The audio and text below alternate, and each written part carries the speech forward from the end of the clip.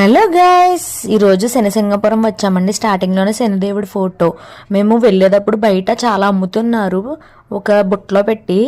ఏంటంటే ఆకులు, పువ్వులు, ఆయిల్, ఇంకేవో నవధాన్యాలు ఉన్నాయండి దాంట్లో.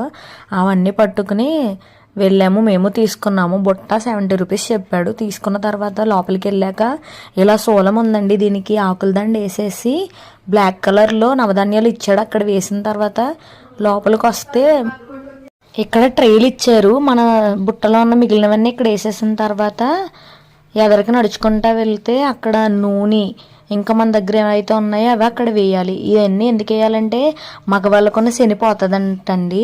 ఇక్కడ చూడండి, రాయి కనిపిస్తుంది, ఇదే శని భగవానుడు. ఇంకా దండం పెట్టుకుని బయటకు వస్తుండగా ఇక్కడ ఎవరో బ్లడ్ దానం చేస్తున్నారని ఒక చిన్న క్లిప్ తీసాను. బయటకు చాలా బాగుందండి వెదరు, చుట్టూరు పచ్చగా చాలా నీట్గా ఉంది.